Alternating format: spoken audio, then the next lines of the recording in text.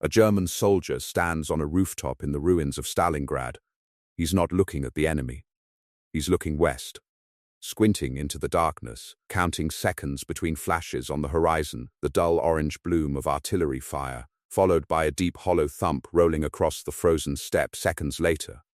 Somewhere out there, past the Soviet lines, past the snow and the dead, German tanks are fighting their way toward him. His commanding officer said it plainly 2 nights ago.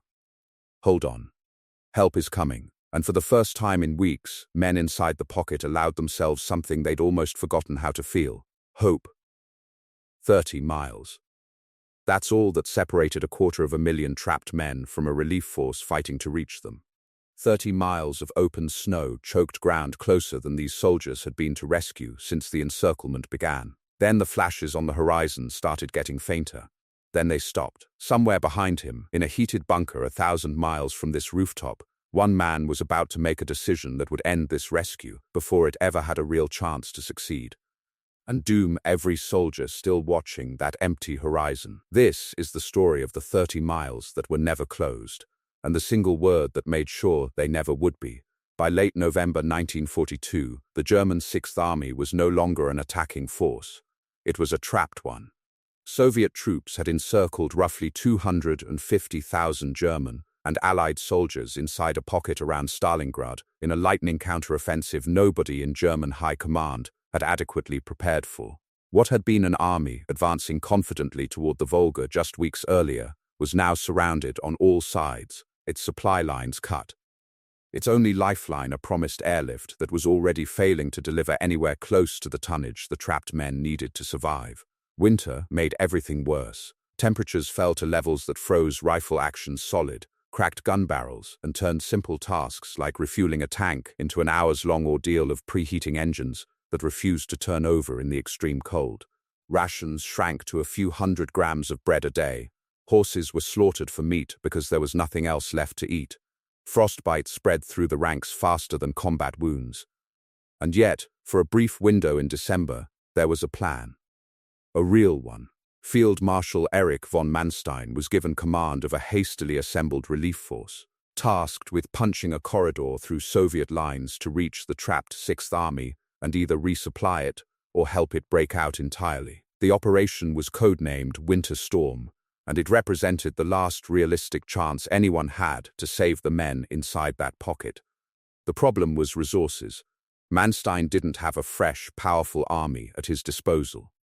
He had scattered, battle-worn panzer divisions, stretched impossibly thin across a front that was collapsing in multiple places at once, cobbled together into a relief column that was, by any honest military assessment, undersized for the task in front of it.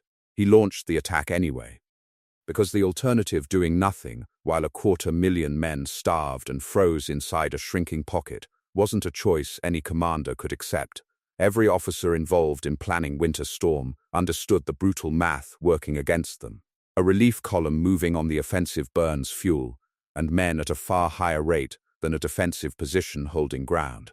Every mile gained cost lives, cost tanks, cost fuel reserves that couldn't be replaced once spent. And the farther the column advanced, the more exposed its own flanks became to Soviet counterattack, turning the rescue force itself into a target, increasingly at risk of encirclement. Manstein was not the kind of general Berlin's propaganda machine liked to celebrate. He wasn't a favorite of Hitler's inner circle. He was, by most accounts, a cold, exacting professional, a general who told uncomfortable truths to a high command that increasingly didn't want to hear them. Weeks before the Soviet encirclement even closed, Manstein and other senior officers had warned that German flanks around Stalingrad, held by under-equipped Romanian and Italian units, were dangerously exposed. Those warnings were dismissed. The disaster that followed proved them right in the worst possible way. Now, tasked with fixing a catastrophe he'd predicted and been ignored about, Manstein faced an almost impossible mathematical problem. His relief force, spearheaded by the 6th Panzer Division and other battered units pulled from a crumbling front, had a fraction of the strength that a rescue operation of this scale would normally require. Fuel was scarce, reinforcements were scarce, time was the scarcest resource of all. Manstein pushed forward regardless, driving his relief column northeast across brutal winter terrain, fighting through Soviet defensive lines that stiffened with every mile gained. By mid-December, against genuinely difficult odds, his spearhead had fought its way to within roughly 30 miles of the Stalingrad pocket, close enough that flashes from his artillery were visible to soldiers trapped inside the encirclement. 30 miles doesn't sound like much on a map, in a Russian winter, under constant Soviet counterattack. With fuel running out and men freezing where they stood, 30 miles might as well have been 300. But it was closer than anyone had gotten, and for the first time since the pocket closed, Manstein believed there was a real narrow window to save the Sixth Army if Berlin would just let Paulus move. The plan Manstein proposed wasn't complicated. It didn't require some brilliant tactical innovation or a secret weapon. It required something far simpler, and in the eyes of Hitler's headquarters, something far more dangerous: permission to retreat. Manstein's idea was a coordinated pincer.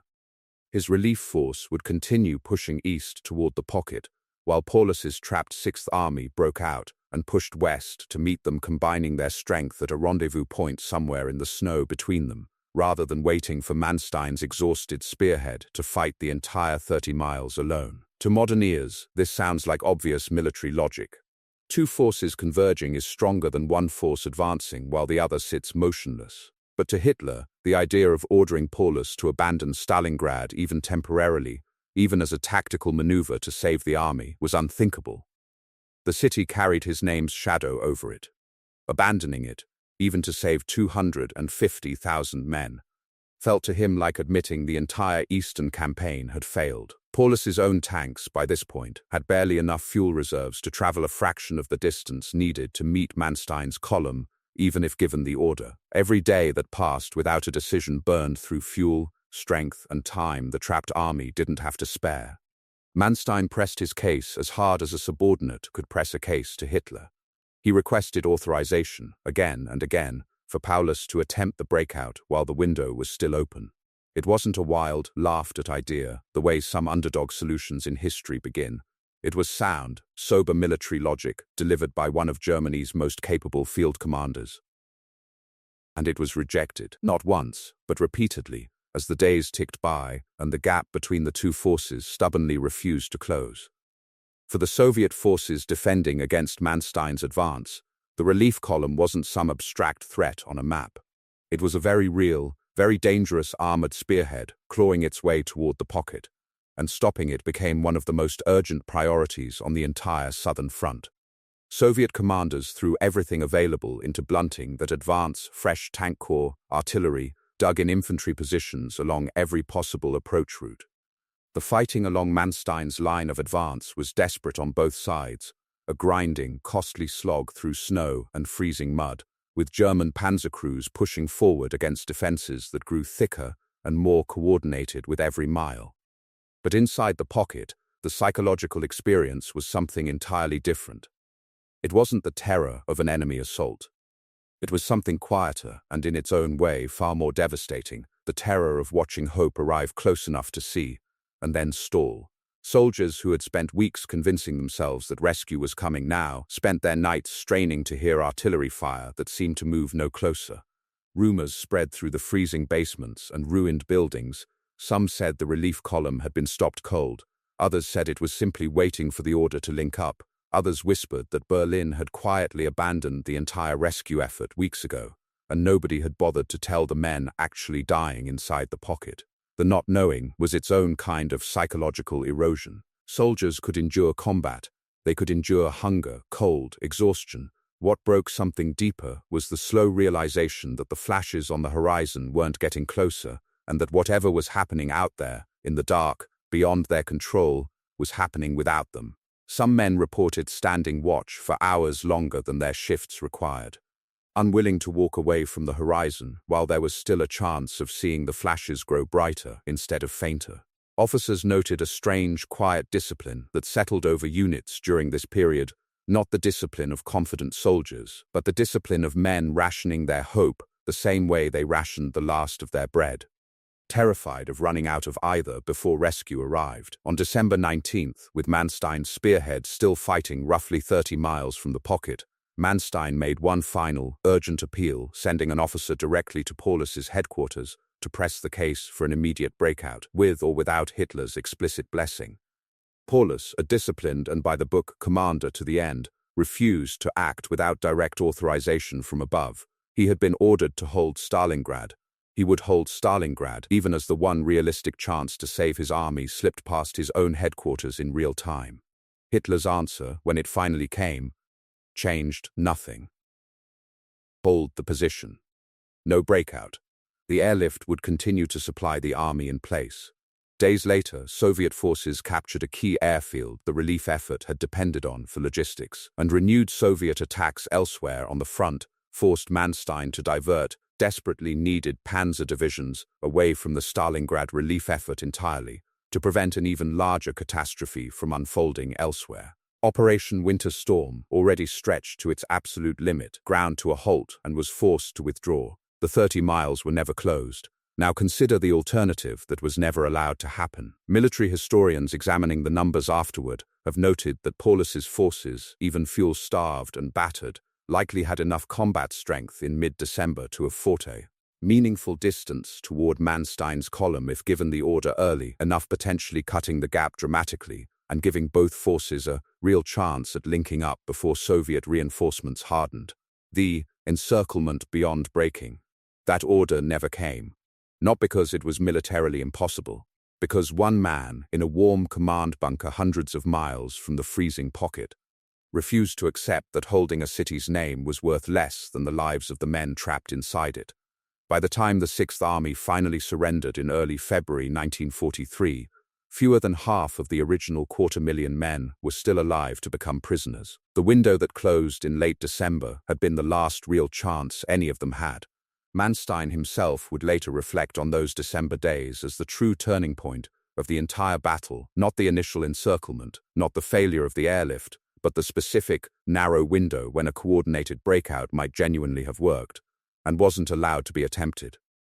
He had done everything a field commander could reasonably be asked to do, assembled a force from scraps, pushed it further than resources should have allowed, and fought it too within sight of the men he was trying to save. The one thing he couldn't do was override a single word from a headquarters 1,000 miles away. Historians still debate exactly how close Manstein's relief force truly came to succeeding, and whether a breakout, if authorized earlier, could have saved the bulk of the Sixth Army.